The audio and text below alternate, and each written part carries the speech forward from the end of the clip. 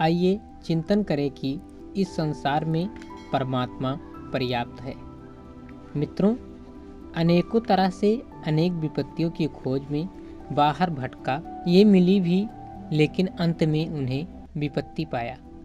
फिर स्वयं में अपने ही अंदर संपत्ति की खोज बीन शुरू की। जो मिला वही परमात्मा था। तब अनुभव हुआ कि परमेश्वर को खो देना ही विपत्ति है और उसे पा लेना ही संपत्ति है।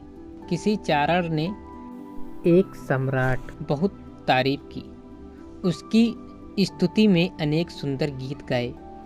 यह सब उसने कुछ पाने की तलाश में किया। उसकी प्रशंसा में सम्राट का रहा। फिर उसने स्तुति गान करने वाले उस चारण को सोने की बहुत मोहरें भेंट की। उस व्यक्ति ने जब इन मोहरों पर निगाह डाली तो उसके अंदर कुछ कौध गया। एक चमक उसकी चेतना में बिखर गई।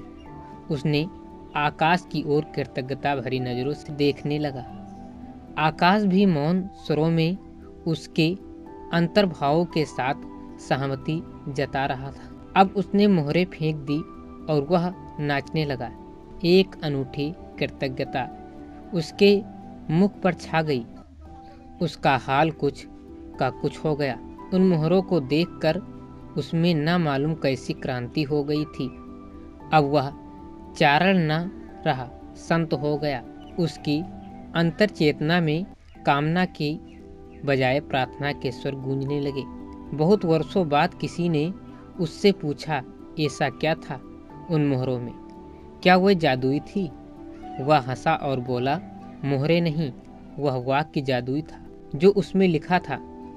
कुछ पालों की आत्मनिम्नता के बाद उसने अपनी बात पूरी की। उस पर लिखा था, जीवन की सभी आवश्यकताओं के लिए परमात्मा पर्याप्त है। सच ही परमात्मा पर्याप्त है। जो जानते हैं वे सभी इस सच की गवाही देते हैं। यह जीवन की गहरी अनुभूति है। जिनके पास सब कुछ है, सारा ऐश्वर्य है, ईश्वर की बिना वे दरिद्र दिखाई देते हैं। ऐसे संपत्तिशाली भी मिले जिनके पास कुछ भी नहीं, केवल परमात्मा है। तभी यह सूत्र प्रकट हुआ, जिन्हें सब पाना है उन्हें सब छोड़ देना होगा। जो सब छोड़ने का साहस रखते हैं वे स्वयं प्रभु को पा लेते हैं। उनके सामने यह सच अनायास ही उजागर हो जाता है कि परमात्मा इस संसार में पर्याप्त है।